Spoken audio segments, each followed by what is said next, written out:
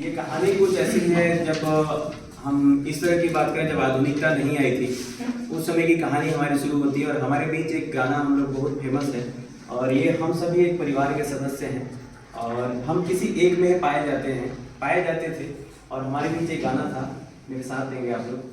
ये दोस्ती हम नहीं तोड़ेंगे, तोड़ेंगे दम मगर तेरा साथ ना छोड़ेंगे। अरे तेरी जीत मेरी जीत, तेरी हार मेरी हार, ऐसा अपना प्यार जान से भी खेलेंगे, तेरे लिए ले लेंगे। अरे जान से भी खेलेंगे, तेरे लिए ले लेंगे, सबसे दुश्मन। तभी अचानक आदमी की उड़ा और एक के बीच होगी लड़ाई। मैं प्रोटीन सबसे अच्छा होता हूँ, मालूम है आप लोग? नहीं। क्यों? मैं मेरी वजह से सारे लोग मजबूत हैं। मेरी वजह से मस्तिष्क को, शरीर के सारे अंगों को ऊर्जा मिलती है, शक्ति मिलती है, उसके बिना चल ही नहीं पाएगा। कार्बोहाइड्रेट सबसे इम्पोर्टेंट है। मैं कहाँ हूँ? मेरे बिना तो आप एकदम अधूरे हैं। आपकी शरीर पूरा वो हो जाएगी, डैमेज। आप चल भी नहीं पाएंगे। रुकिए आपकी वृद्धि रुक जाएगी। बहस मत करिए, मैं ज्यादा इम्पोर्टेंट हूँ। मैं तो ऊर्जा की स्रोत हूँ, मैं ऊर्जा का ईंधन। ऐसा कुछ नहीं है, जब थक के सब आते हैं ना ऐसे करके शाम को, तो पूरी एनर्जी मैं ही देता हूँ। ऐसा है ही नहीं, ग्लूकोज पीते हैं उसमें मैं ही मौजूद हूँ। मसल बनाने के लिए तो प्रोटीन चाहिए ना। अभी बच्चों को पढ़ने के लिए प्रोटीन चाहिए ना। अभी प्रोटीन को आगे बढ़ाने के लिए विटामिन भी तो चाहिए। ऐसा कुछ नहीं होता। ऐसा क्या होता है? बाल नाखून, मेरे बिना बाल नाखून, आपका शरीर का सब अंग प्रोटीन से ही तो बना है। इन सबको बचाने के लिए फाइबर चाहिए, जो कि मुझ में मौजूद है। अरे घर में ईटा है ना, वैसी बिल्डिंग ब्लॉक से प्रोटीन। जब तबीयत खराब हो जाएगा ना, ऐसे बेहोश हो जाएंगे कि उठ ही नहीं पाएंगे। तीसरा वसा काम आता है, मैं वसा हूँ। थोड़ी देर अगर मुझे ना लिया जाए तो शरीर चलेगा ही नहीं, मस्तिष्क ही काम करना बंद कर देगा। सबसे इम्पोर्टेंट मैं ही हूँ, मैं हूँ कार्बोहाइड्रेट। मैं विटामिन सबसे ज्यादा इम्पोर्टेंट हूँ। मेरे बिना आप उम्र से पहले ही बूढ़े हो जाएंगे, बाल पक जाएंगे आपके। ऐसा कुछ नहीं, मेरे बिना भी सारी चीजें खराब हो जाएंगी, बाल पक जाएंगे, नाखून आपके कमजोर हो जाएंगे, हाथ पैर कमजोर हो जाएगा, कुछ भी ताकत नहीं लगेगा। पुशअप्स करके दिखाइए आप लोग। अगर मैं कम हो गई, विटामिन डी अगर कम हो गया, तो फिर आप कैसे चलेंगे, कैसे दौड़ेंगे? मैं दौड़ूंगा, मेरे पास प्रोटीन है, मैं दौड़ता हूँ। बिना विटामिन के आप प्रोटीन अधूरे हैं। जितने खिलाड़ी हैं सबको चाहिए प्रोटीन। पर दौड़ने और पुशअप्स करने के लिए भी ऊर्जा और शक्ति चाहिए, वो तो मुझसे ही आएगा। यार हमारी लड़ाई लगता है खत्म नहीं होगी। बहस चलती ही रहे। तो हम लोग ऐसा करते हैं ना, जस्ट मिनट, एक सेकंड का ब्रेक, मोबाइल इधर से रखते हैं। अभी हम लोग एक साथ हो जाए।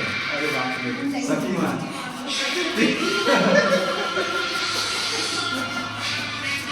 पूरे इंग्लिश में लाना पड़ेगा सर।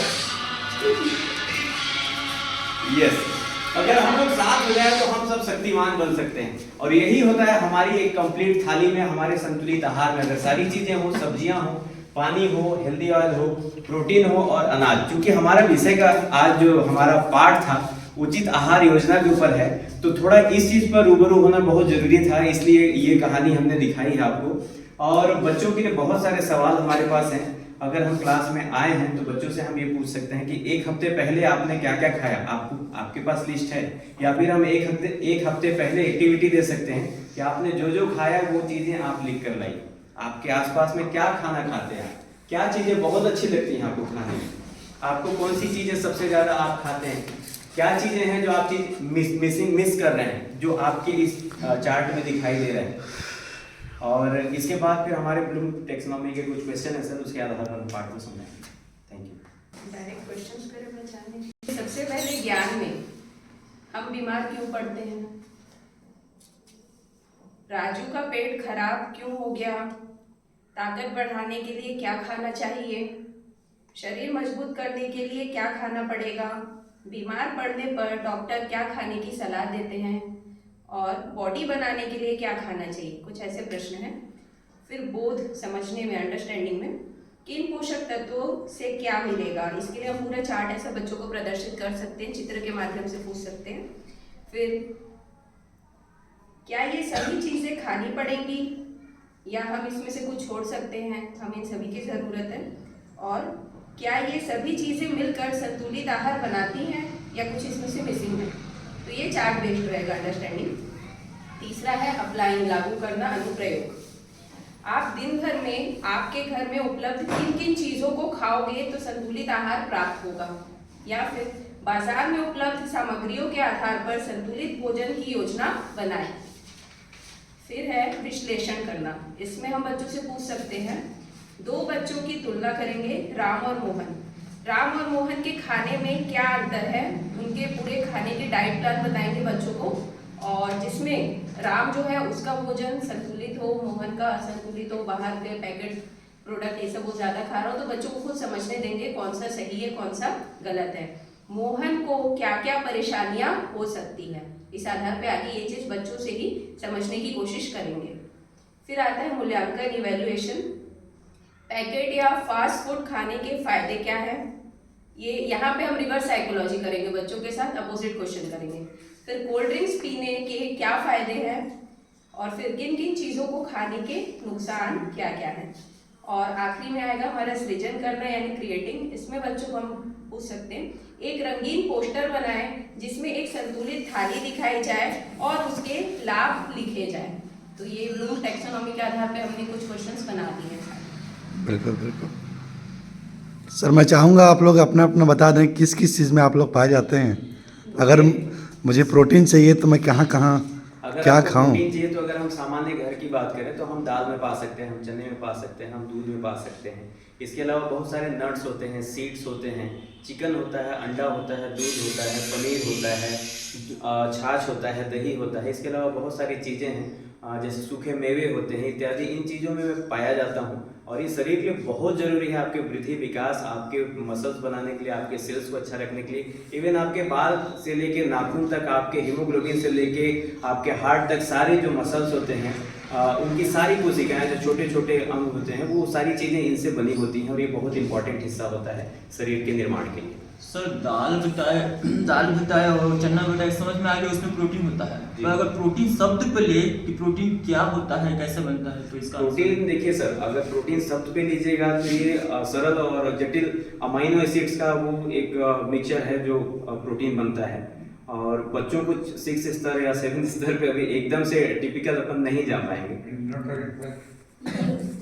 हायर क्लासेस में उसका स्ट्रक्चर है कैसा, ऑक्सीजन से बना हुआ वो है, higher छोटे level बच्चे का है। इतना समझ नहीं जैसे पाएंगे। कई बार सर क्या होता है ना, हम लोग बच्चों को बताते हैं हाइड्रोकार्बन की बात करते हैं, एथेन मेथेन प्रोपेन ब्यूटेन, ऐसे इसका बात करते हैं, लेकिन हम लोग कभी ये स्ट्रक्चर नहीं बताया कि CnH2n+2 ऐसे करके हम लोग उसका स्ट्रक्चर पूरा सूत्र तो सर प्रोटीन का कुछ ऐसे भी कर सकते हैं ना, परवाची या कुछ सेमिनल जो हम समझ सके कि वो प्रोटीन है। प्रोटीन जैसे सर, जैसे मसल Body निर्माण के builder बोल लिए सकते जो हैं। हम जो फायदे गिना रहे हैं ना, उससे कनेक्ट कर सकते हैं कि इन चीजों को लेने से हमको ये फायदे होते हैं। तो ये चीजें प्रोटीन के अंतर्गत यानी वो तो प्रोटीन का कार्य वो होता है, वर्क करता है। प्रोटीन को मतलब जैसे जल को हम बोल सकते हैं पानी है, ऐसे कुछ तो ऐसे समझ में आया, ऐसे पूछना प्रोटीन। छठवीं के बच्चों को प्रोटीन के बारे में बस बताना कि प्रोटीन ज्ञान पर आधारित है, उसको याद कर लो। एक प्रोटीन नाम का कोई शब्द है भाई, अब बोलेंगे कि सूर्य है, चंद्रमा है, क्या खाना चाहिए क्या नहीं खाना चाहिए, मेन वही चीज है, क्या खाना चाहिए क्या नहीं खाना चाहिए, कैसे बनता है वो स्ट्रक्चर हायर लेवल में। ये ज्ञान आधारित प्रश्न। प्रोटीन नाम का एक शब्द है, पहुंच पाते हैं, है ना। जैसे आपके पास भी ऐसा सवाल नहीं, अगर बहुत डीप पूछते हैं प्रश्न तो फिर तो उसका औचित्य ही खत्म हो जाएगा बच्चे के लिए, क्योंकि वो बोध के स्तर से ऊपर चला गया। तो सामान्य सा प्रोटीन किन चीज़ों में पाया जाता है, क्या क्या खाने से, तो भी टिपिकल हो जाएगा उसके। नहीं फिर अमीनो एसिड के होते हैं इस्तेमाल में बिल्कुल। बेशक हमें ये भी ध्यान रखना है कि किन बच्चों को किस लेवल के, किस स्तर के बच्चों को पढ़ा रहे हैं, उनके आधार पर क्वेश्चन का निर्माण और प्रश्न पूछें। तो निर्माण भी जब कर रहे थे हम लोग, तो इस चीज को ध्यान रखें कि बिल्कुल, बच्चों के स्तर के आधारित निर्माण के साथ आपको बोलना भी उतना ही है जितना बच्चे समझते हैं। बिल्कुल बिल्कुल बिल्कुल। आपका नॉलेज तो बहुत ज्यादा है, लेकिन बच्चा तो शुरुआत कर रहा है ना। हाँ, ज्यादा बोलने से डिक्शन ज्यादा बोलने से कंफ्यूज हो जाएगा। चाहे सिंपल सिंपल चीजों को ज्यादा उनको सिंपल है कि क्या खाने से फायदा है, क्या नहीं खाने से नुकसान है। बच्चों को विटामिन में हम एवोकाडो बोल देंगे, बच्चे नहीं समझ जैसे पाएंगे। आहार वही हम योजना- आम और फल ये सब सब्जियां बोलेंगे, जो आसपास देखते हैं तो पहचान पाएंगे। बिल्कुल, वैसे बिल्कुल। ही। आहार योजना में एक सिंपल सा एग्जांपल मैं बच्चों को देता हूँ सर, कि अगर मान लो तुम एक लाख की गाड़ी खरीदे या कार खरीदे 5 से 10 लाख रुपए की, उस कार में क्या तुम ऐसे करके स्क्रैच लगाते हो?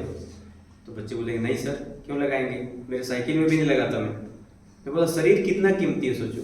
उसमें जब तुम ये पैकेट फूड खाते हो या बाकी चीजें खाते हो, उससे तुम्हारे शरीर को वैसे ही नुकसान होता है जैसा तुम बाहर देख रहे हो ये सारी चीज। तो बच्चे कनेक्ट कर पाते हैं। मेरे यहाँ कई सारे बच्चे जो है पैकेज फूड छोड़ चुके हैं, तो ये फायदा मिल रहा है इस चीज का सर। तो आहार योजना से बहुत सारे लाभ हैं इस पार्ट को लेने से। रोजगार छीन दे सर जी, रोजगार छीन दे बाकी लोग। रोजगार छीन जरूर रहा हूँ सर, लेकिन इससे क्या है देश को बचा रहे हैं सर। सर सिंपल सी बात है सर। देश का भविष्य बचा रहे सर, हैं। आज की बात यह है कि 30 साल में बीपी, 40 साल में ब्लॉकेज और 50 साल में हार्ट अटैक। सर फ्यूचर में क्या होगा हम कैसे जानें? नहीं जान सकते हमको तो जान सकते सर। अगर आपकी कमर 36 है तो आप 10 साल के बाद आपको हार्ट की समस्या हो सकती है। बहुत सारी चीजें हैं, और चूंकि मैं हेल्थ को लेकर थोड़ा नहीं, आप ठीक ही रहे। बिल्कुल बिल्कुल बिल्कुल। मैं चाहूँगा सेकंड कार्बोहाइड्रेट कुछ बोलने। प्रोटीन के बाद अगला जो पोषक तत्व है कार्बोहाइड्रेट। इसको मेन ऊर्जा का सबसे प्राथमिक स्रोत माना जाता है। ये जितने भी अनाज हैं उसमें चावल, गेहूं, बाजरा, इन सभी में पाया जाता है। इसके अलावा बाकी जो मोटे अनाज है, मक्का, अलसी, ये सब में भी पाया जाता है। इसके अलावा कई फल भी हैं, कई सब्जियां भी हैं जिसमें कार्बोहाइड्रेट पाया जाता है। हमारे मस्तिष्क को, शरीर के बाकी अंगों को इंस्टेंट जो एनर्जी वो कार्बोहाइड्रेट से ही मिलती है। और कार्बोहाइड्रेट जो है वो 2 प्रकार के होते हैं। आगे बच्चों को बताया जाएगा, ऐसे बेसिक बोध वाले में तो नहीं है, पर नॉर्मली हमारी चर्चा के लिए बोल रही हूँ। 2 तरह के कार्बोहाइड्रेट होते हैं, एक होता है सिंपल, एक होता है कॉम्प्लेक्स। सिंपल वो होते हैं जो तुरंत मुंह में डालते ही घुलते हैं, मीठा टेस्ट देते हैं। ऐसे ही कार्बोहाइड्रेट आगे चल के थोड़ा सा प्रॉब्लम भी क्रिएट करते हैं। टाइप 2 डायबिटीज इसके कारण ही होता है। और जो कॉम्प्लेक्स कार्बोहाइड्रेट है वो वैसे अनाजों में जिसको काफ़ी देर चबाते हैं उसके बाद हमको उससे एनर्जी मिलती है। तो ये वाले फायदेमंद होते हैं और ये वाले अधिकतर फल और सब्जियों में पाए जाते हैं। आम, गन्ना, सेब, इन सब में भी कार्बोहाइड्रेट मौजूद है। इसके अलावा बाकी सब्जियों में भी, अनाजों में भी मौजूद है। और मेन इसका पर्पस ये तो रहता है कि शरीर को ऊर्जा देता है, एनर्जी देता है। इसके अलावा जैसे केला है उसमें फाइबर है, तो ये शरीर के पाचन के लिए भी बहुत ज़्यादा सहायक होता है। उसके बाद है तीसरा, विटामिन्स होते हैं।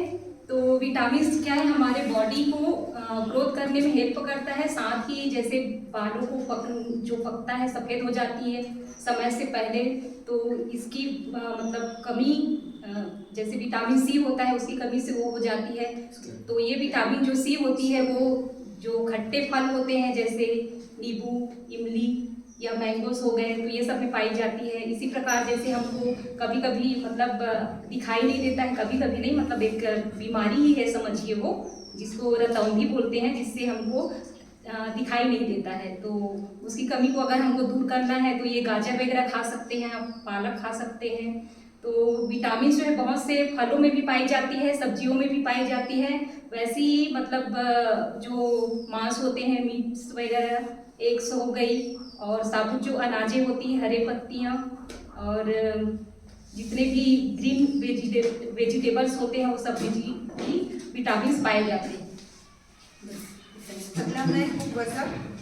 वसा ऊर्जा का स्रोत है और कोशिका निर्माण में सहायक है, हार्मोन का निर्माण भी करता है, और यह जो भी भोज्य पदार्थ है उसको खाने में स्वादिष्ट हो उसके लिए वसा सहायक है। वसा दो प्रकार से पाया जाता है, एक पशु आधारित और एक वनस्पति। तो पशु आधारित में आ जाएगा आपका दूध, दही, घी, मक्खन, और वनस्पति तेल में आ जाएगा जैसे सरसों का तेल, सूरजमुखी का तिलहन भी, और